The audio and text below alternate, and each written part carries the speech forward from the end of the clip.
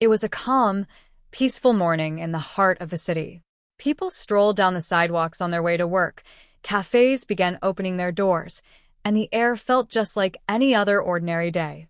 But inside a small, modest police station in downtown Houston, a decision was about to unfold that would drastically alter the lives of several officers and forever change the course of their careers. Two officers, notorious throughout the department for their aggressive and harsh behavior, were out patrolling the streets that day. These officers held the belief that they were above the law, that they could do whatever they wanted without consequence. They thought they could intimidate civilians at will and control the streets without ever being held accountable. What they didn't realize, however, was that today, their arrogance would lead to their downfall in a way they could have never expected. While on patrol, they spotted a woman standing near a parked vehicle. She was calm, collected, dressed simply, and was in no way out of the ordinary. They didn't recognize her, and to them, she seemed like just another easy target they could bully. Without asking a single question or showing any signs of respect, they approached her aggressively. What happened next was nothing short of shocking and utterly disgraceful. One of the officers slapped the woman hard across the face, while the other officer shoved her, shouting at her to get moving. Passers-by watched in horror, their phones out, recording the entire scene, but no one dared to step in and intervene. However, what they didn't know was that this woman was not just any random civilian. She wasn't someone they could push around. In fact, she was a highly ranked officer in the military police. And she was not someone to sit idly by and take it. In a calm yet powerful move, she left the scene, not in plain clothes, but in full military uniform. And when she returned to that same police station just hours later, everything was about to change. Officer Daniels and Officer Blake were well-known figures in the city's police force, but not because they were respected peacekeepers or heroes. No, they were infamous for using their badges to bully, threaten, and intimidate others. Over the years, complaints about their behavior had piled up, but their powerful connections within the system always protected them. They knew how to manipulate the rules to their advantage. Their victims were often the powerless, the voiceless, the people who couldn't defend themselves. They never imagined that one day they would target the wrong person, a person who not only could fight back, but would fight back with everything she had. When the two officers saw the woman by the parked SUV, they didn't bother to ask who she was or why she was there. They made their own assumptions. To them, she looked like someone suspicious, perhaps homeless, or maybe causing some sort of trouble. But the truth was, the woman was simply waiting for her husband, who was inside a nearby bakery picking up coffee. She was standing near a government vehicle, which clearly displayed her official badge on the dashboard. But none of this mattered to the arrogant officers. They acted swiftly, loudly, and aggressively. The slap echoed down the street, a sound that struck like a gunshot, freezing everyone in the vicinity. The woman, in complete disbelief, stood motionless. She tried to speak, but before she could say anything, Officer Daniels grabbed her arm and accused her of resisting arrest. Meanwhile, Officer Blake threatened her, warning her to leave or risk being arrested. Still stunned, the woman looked around as people continued to film the incident. A few bystanders were recording, but no one stepped forward to intervene. And then, in a calm, measured tone, the woman spoke the words that would change everything. "You just made the worst mistake of your lives." Without raising her voice, without a hint of violence, she simply walked away. She didn't fight back physically. She didn't lash out. But her silence? It wasn't weakness. It was power. It was control. It was her strength. The officers, still unaware of who she truly was, laughed it off, dismissing her words. They had no idea that within hours, their entire world would come crashing down around them. Later that same day, the front door of the police station swung open, and the room fell into a stunned silence. Officers inside turned to see a woman in a dark green military police uniform step inside.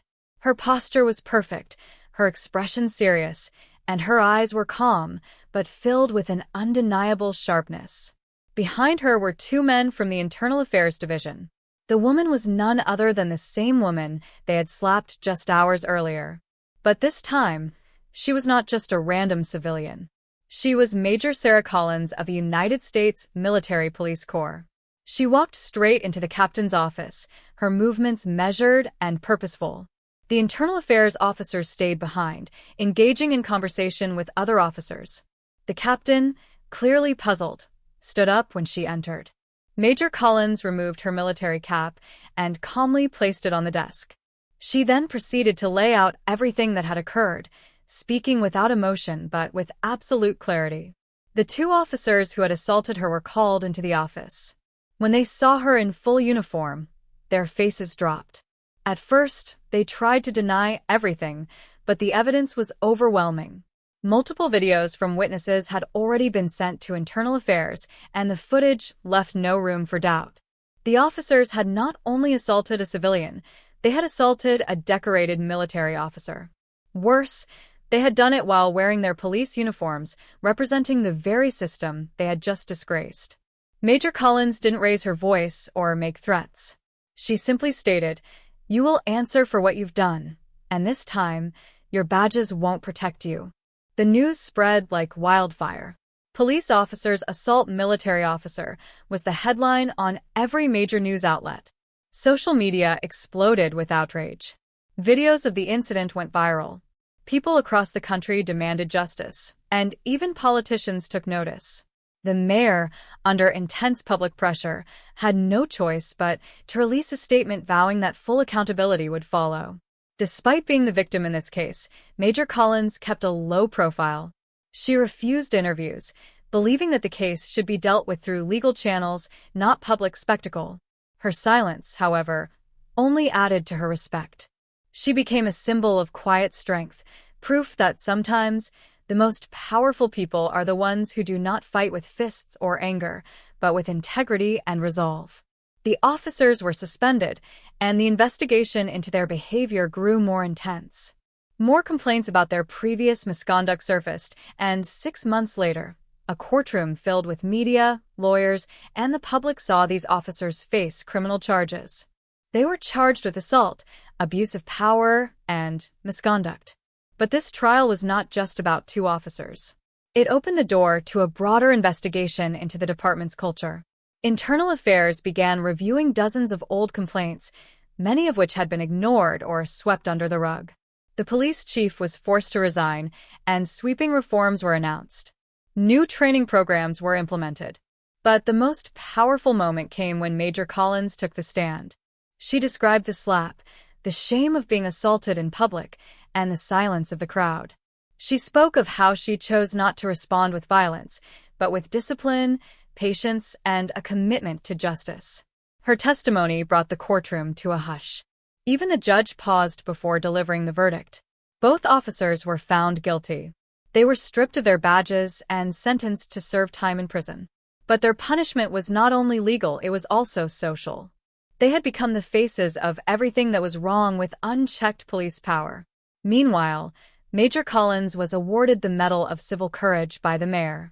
She was recognized not for her ability to fight back with violence, but for standing up with dignity, integrity, and unwavering courage. Her story was shared in training programs across the country, inspiring countless others to stand for what is right. Major Collins returned to duty stronger and more respected than ever before. This story is not just about two corrupt officers. It is a powerful reminder of the strength that comes with integrity. It's a testament to the fact that sometimes quiet strength can dismantle even the most corrupt systems. It's a reminder that real courage doesn't always shout, doesn't always hit back.